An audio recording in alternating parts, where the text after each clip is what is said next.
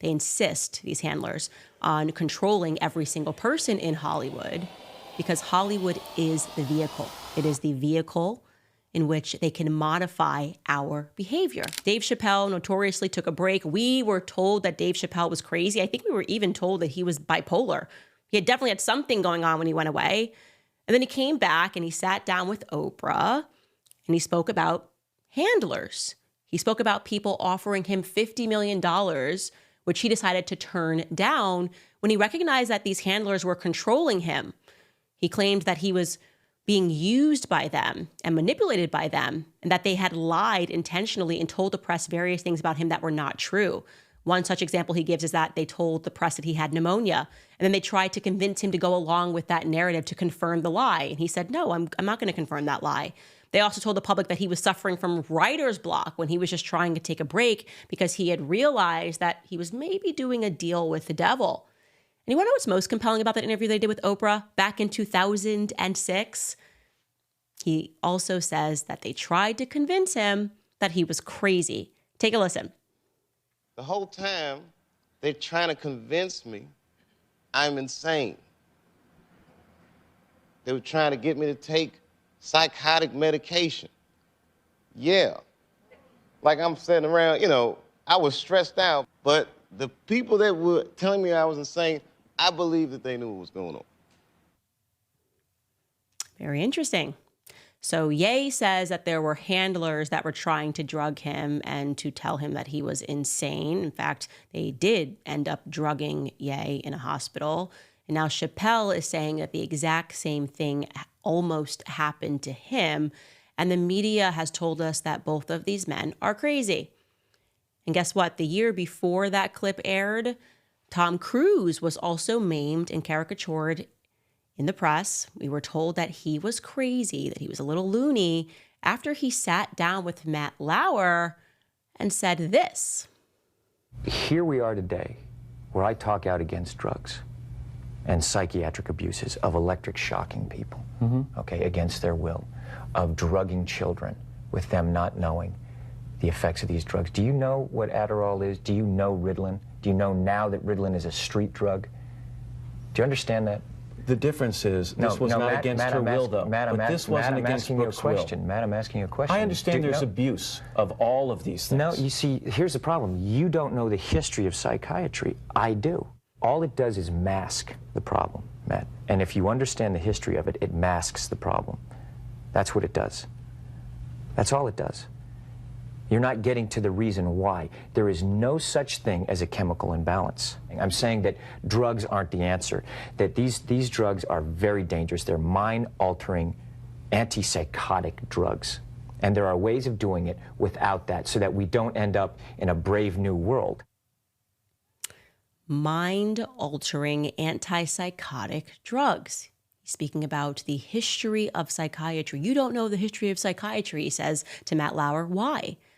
Well, if you could pinpoint the exact moment, if you could literally trace it to one episode in which I started dealing with a full media firestorm of attacks when the media turned on Candace Owens, it was when I dove into, and you can look at this, fact check this, earlier this year, the history of psychology and Sigmund Freud. They went nuts. It's an untouchable area. You can't speak about it, but it's everything that you need to know. You should deeply research, begin with Sigmund Freud. It is dark. It is disturbing, and it is religious so far as it is like the Antichrist. And it's all real. It's right in front of your face. Very deeply disturbed, sexual, perverse individuals turned philosophy into what I believe is a fake craft of psychology, almost a form of witchcraft, which then became, down the line, Sigmund Freud's family, like I told you, created propaganda.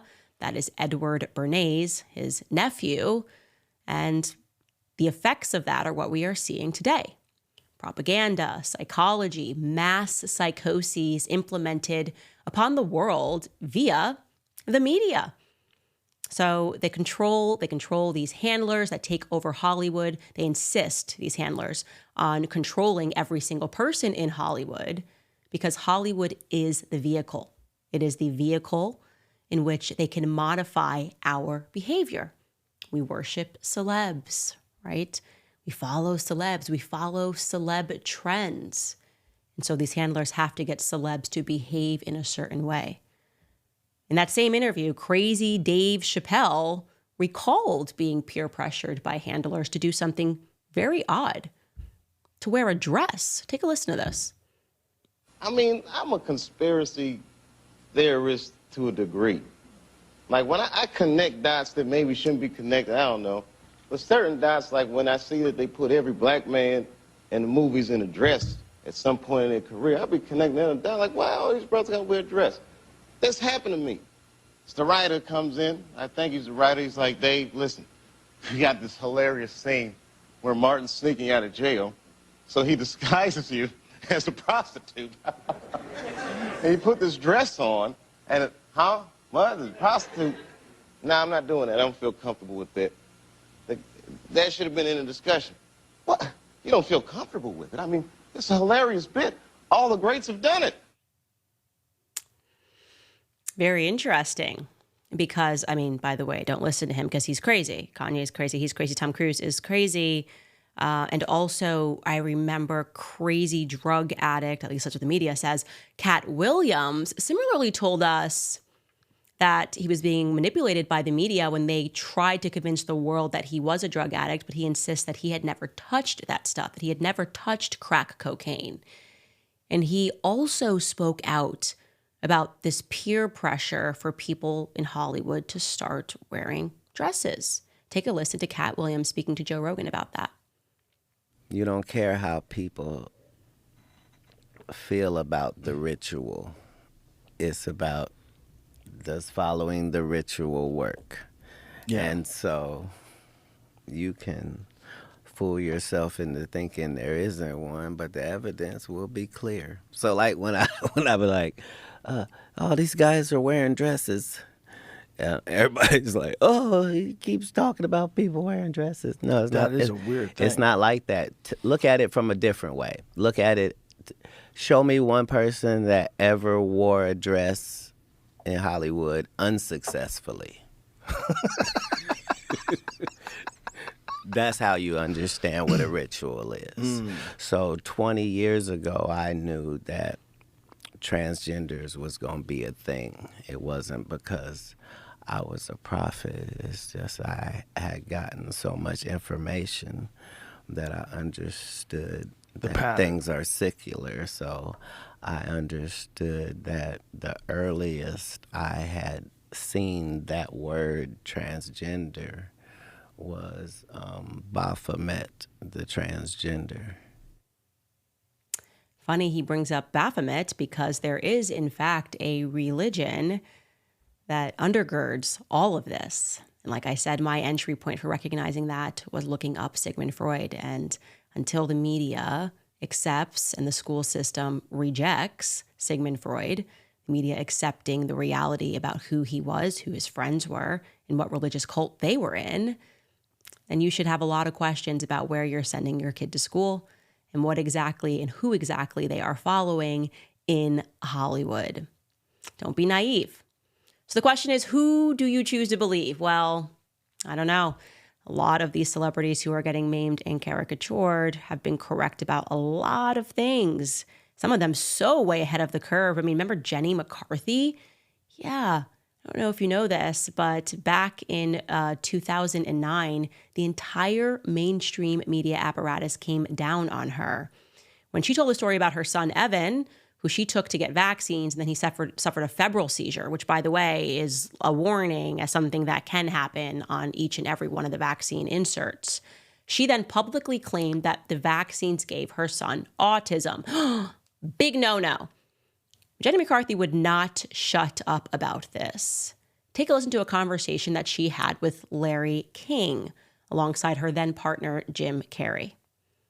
Back in 1989, the shot schedule was 10 shots given. 10 shots given. When I was a kid, what do we get, 3? It's twice as many as anywhere else in 30 countries in the Western world. But we give twice as many shots as any of those countries. Why is that? If it's vaccination and you're not against vaccination, Well, what are you against? Don't vaccinate for this, but vaccinate for that? Yes. I think we have to choose which ones are absolutely necessary. You should educate yourself. We want to empower parents to educate themselves. Do we need to have the chickenpox? Do we need the hepatitis B shot on the second day of life? I don't think we can afford to assume that the people who are charged with our public health any longer have our best interests at heart all the time. So what do you think, guys? What do you think? Do you think all of these celebrities truly are, and I want you to go back and find these articles, are crazy? Conspiracy theorists have lost their minds, need to be medicated with antipsychotics, are dangerous. Gosh, Tom Cruise, dangerous. Jenny McCarthy, dangerous, what they are saying. Candace Owens, dangerous for YouTube. I'm profiting off of conspiracy theories and hatred. Were they doing the exact same thing? Or are we waking up to something? Here's the good news. I think we have reached critical mass. I think when you get to the point that they are now trying to manipulate the markets, trying to silence voices, and they are failing at that, I think that's a good sign. I think that no matter what, you should be encouraged. And maybe we should be thanking all of the crazy, unhinged people for having the courage to say what is true.